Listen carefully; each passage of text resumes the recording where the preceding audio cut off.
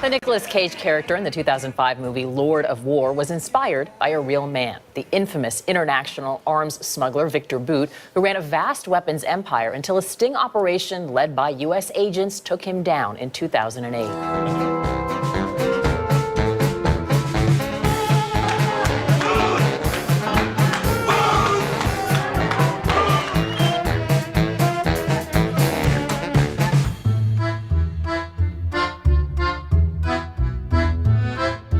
This man is Victor Bout.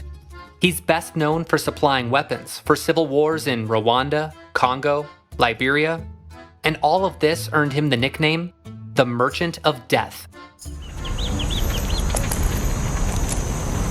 There are over 550 million firearms in worldwide circulation. That's one firearm for every 12 people on the planet. The only question is, how do we arm the other 11? As the colonial regimes of the Old World withered, the shadow of the Cold War enveloped the continent. Vast natural resources were discovered and weapons proliferated, providing the means for idealists and renegades to take power for themselves. This is Untangling Africa, and in this episode, we're taking a look at the civil war in Sierra Leone. While Sierra Leone crumbled, its neighbor Liberia was involved in a bloody civil war.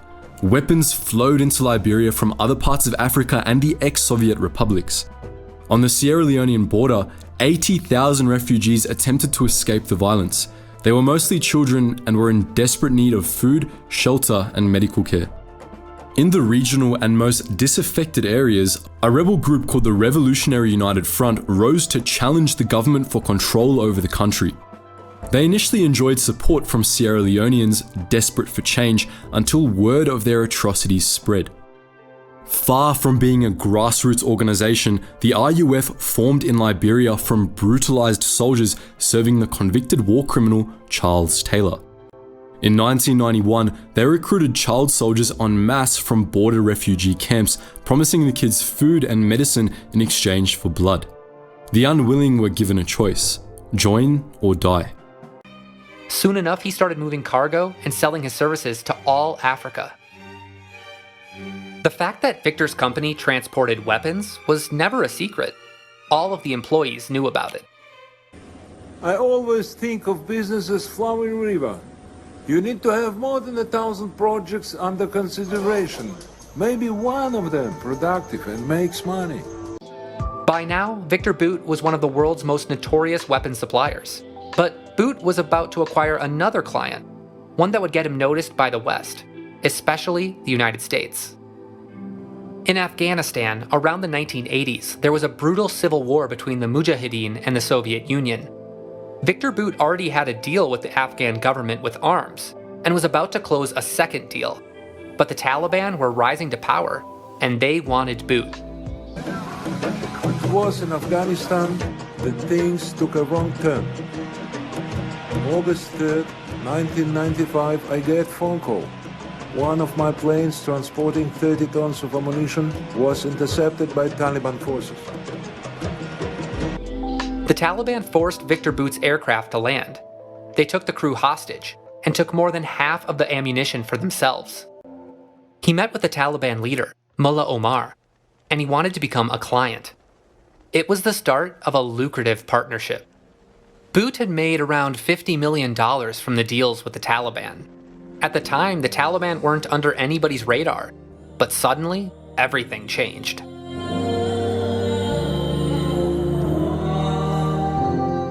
On September the 20th, 2001, the US launched its War on Terror. Within a month of the terrorist attacks on the Twin Towers, the United States invaded Afghanistan. The Taliban weren't enough. They wanted Bout.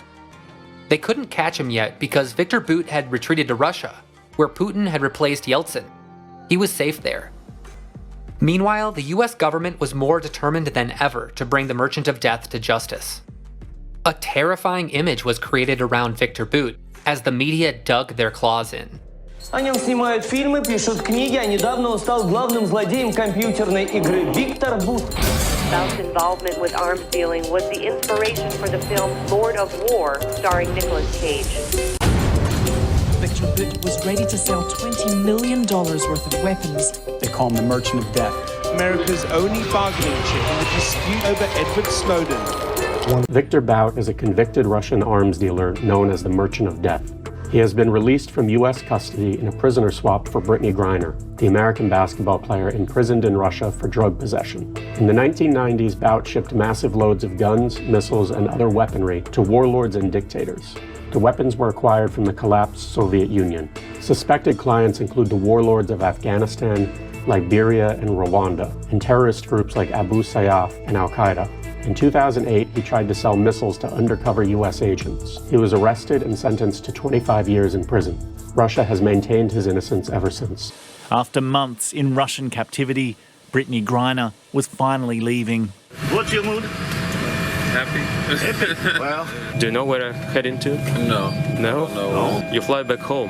To the U.S. To the U.S. Okay. The flight took her via Abu Dhabi, where she was swapped on the tarmac with a notorious Russian arms dealer who'd spent 12 years in a US jail. She's safe. She's on a plane. She's on her way home. Much to the relief of loved ones. I'm just standing here, overwhelmed with emotions, but the most important emotion that I have right now is just sincere gratitude. While on Russian soil, a homecoming for the prisoner dubbed the Merchant of Death. Victor Boot had been convicted of terrorism charges and conspiring to kill Americans. Securing the release of Brittany Griner was one of the major diplomatic goals of the Biden administration. After this, I don't want to hear Joe Biden say anything about gun control ever again. But the real problem here is just the weakness of this president. We've got a Marine sitting over there. We traded this Merchant of Death guy who was going to target U.S. military personnel. And so what is the message we're sending to the people serving in our military or who might one day serve? We'll leave the Marine in the jail in Russia. We'll free the guy who was going to target U.S. military soldiers and just get, the high-profile basketball player. It's shameful, and I guess it's just understandable. He was the vice president when we traded 5 Taliban leaders, warlords basically, for Bo Bergdahl. So he was trained by the best, I guess, in doing bad deals. You do not get to release one of the most notorious arms dealer this world has ever known and then turn around to the same people you're supposed to be the president of and tell them that they can't own guns. For the last 2 years, we've had to listen to Joe Biden over and over and over again try to ram and shove gun control down our mouths as if we don't have a Second Amendment, while now turning around and releasing someone who's gonna go back and do what exactly? You think he's gonna go back to Russia and be a Russian professor of science? No, he's gonna go back and do what he's good at doing, selling guns. All they're trying to do is trying to appease a particular demographic of people. And he wants us to applaud. You let Brittany Griner come back to America, and in exchange, the Merchant of Death gets to be released to the world again. And then you turn around and come back and tell the American people that it's disgusting for us to be buying semi-automatic rifles. Joe Biden is a massive hypocrite, period. Joe Biden does not get to say gun control ever again because you just released the most prolific arms dealer we have ever known to the masses of the world, to all the terrorists, to all the militant groups, to all the countries who want to destroy America. This guy doesn't have any political beliefs. He sold guns to everybody. He was the Oprah Winfrey of guns. You get a gun, you get a gun.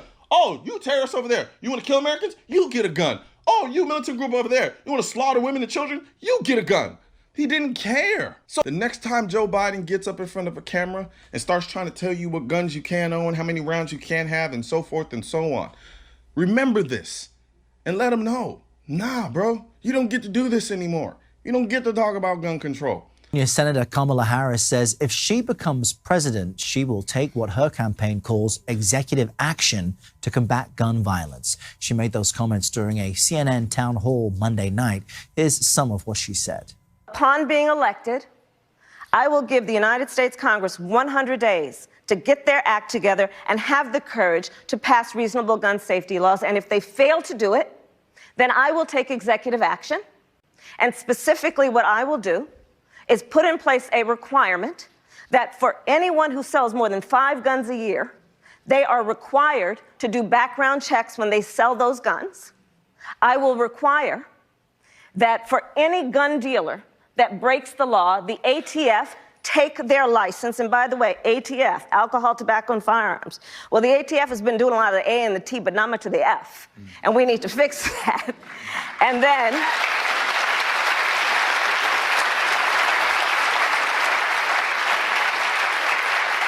on the third piece, because none of us have been sleeping over the last 2 years, part of what has happened under the current administration is they took fugitives off the list of prohibited people.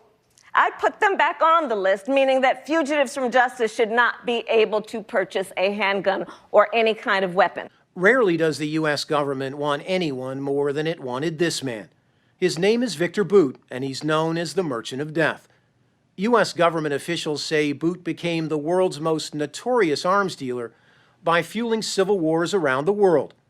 Courted by drug lords and dictators, the U.S. saw him as a threat because of his ability to arm terrorists targeting the United States.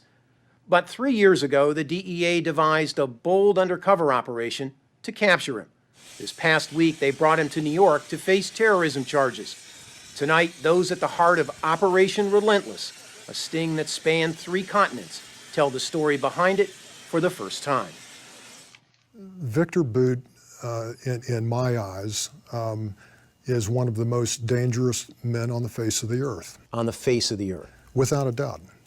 Mike Braun, the former chief of operations for the U.S. Drug Enforcement Administration, told us Boot first exploded on the scene in war-torn West Africa in the late 1980s. Elevating bloody conflicts from machetes and single-shot rifles to AK-47s, not by the thousands, but by the tens of thousands. So he weaponizes civil war in Africa. The U.S. has indicted him on 4 terror-related charges, including conspiracy to kill Americans. What makes him a threat to the United States? He is a shadow facilitator. He's arming not only designated terrorist groups, insurgent groups, but he's also arming very powerful drug trafficking cartels around the globe. Taking advantage of Russian military contacts at the highest levels and the collapse of the Soviet Union, federal prosecutors allege Boot essentially became a one-stop shop, offering an unlimited supply of stockpiled Cold War weapons to bad guys around the world, including Charles Taylor of Liberia, who's now on trial for war crimes. NBA star Brittany Griner, who had been held in Russia since February on drug charges, was released in a prisoner swap. There's been a lot of questions, accusations, finger-pointing in connection with this deal. But there's really only one question that I think is relevant. Was it worth it? Was it worth freeing an international arms dealer to have Brittany Griner freed? Let's now come back to reality. Trades like this are made all the time. Some of them are bad trades. But the question that has to be asked in evaluating this is, how bad was Boot? He'd already served 11 years on a 25-year sentence. But joining me now is Derek Maltz, the former director of the DEA's Special Operations Division, who oversaw the DEA's investigation of Victor Boot, so he's got a real good idea about this guy. Thank you very much for taking the time to come on the program. Really appreciate it. All right, so before I ask you about the deal itself, talk to us a little bit about Victor Boot. Thank you for having me tonight. First of all, I just want to say today was another blow to America and the rule of law, and it's a victory for the evil transnational criminals from my perspective. I'm not a fan of letting convicted terrorists out of jail early. It sends a terrible message. In the summer of 2007... Let me ask you about that, Derek, because I think it's an interesting point that a lot of people have shared. So it would be your position, just so I understand, that even if the deal had been for both Paul Whelan and Brittany Griner, for Boot, your position would be don't do it, correct?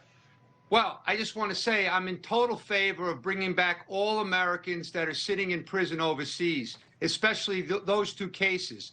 And I'm totally supportive of the fact that Brittany Griner was brought back to America.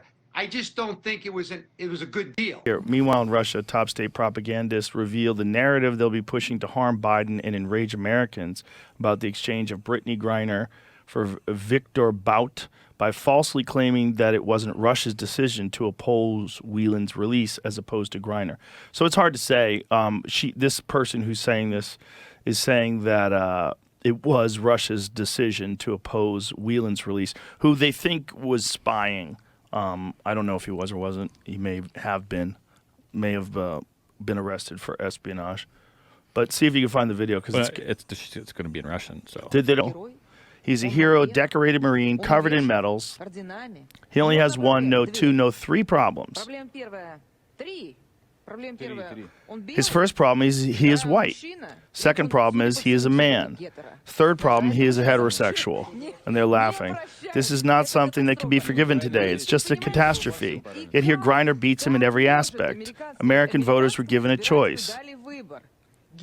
A hero who suffered while serving his fatherland. A medal-covered hero who suffered during his service to his fatherland, the United States, or a black lesbian hooked on drugs. Oh, Jesus. Who suffered for a vape with hashish. And well known for the sake of PR. American voters are choosing the obvious.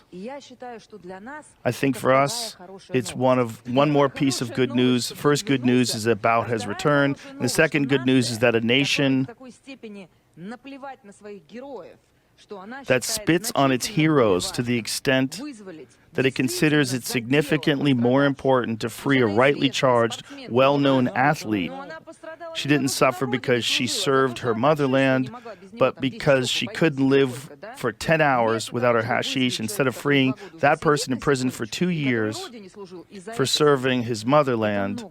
This says a lot about the state of this society. So this is just like basically Fox News in Russia. It's obviously a very propaganda-driven show, but you have to, that's the thing about Russia. Like, you can't have a show that shits all over the government in Russia. You could never have, like, when MSNBC was openly mocking Trump, and CNN was constantly talking about Trump, and it was jacking up the ratings. That's like not even possible in Russia. Yeah, you can't have a show like that. The Ruskies be all over your ass. Oh yeah.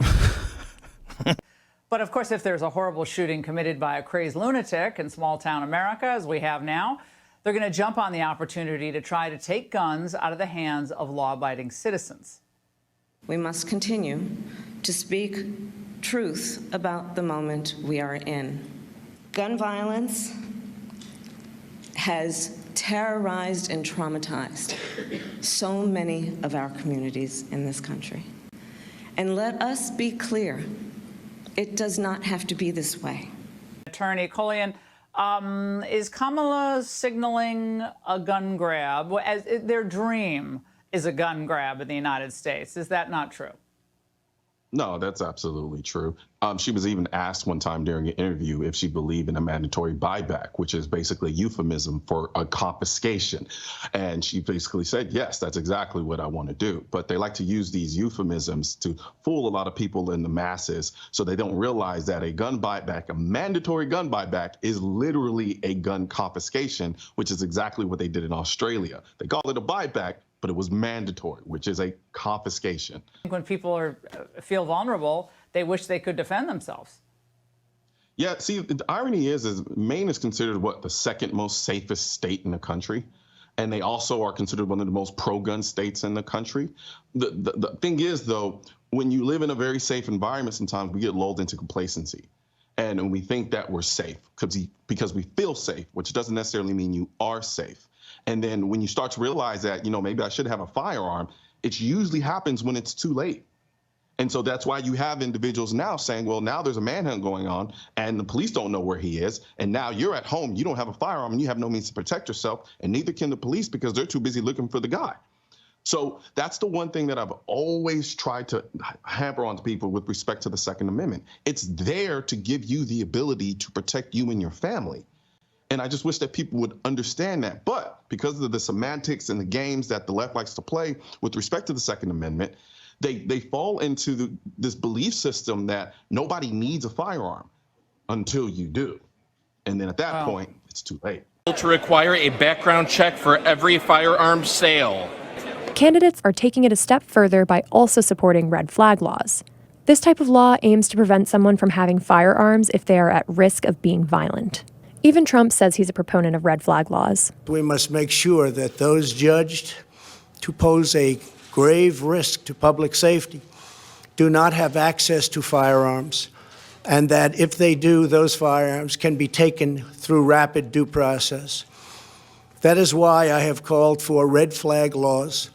Stopping or at least curbing the United States gun violence problem has been a talking point on the campaign trail for 2020 Democratic presidential candidates.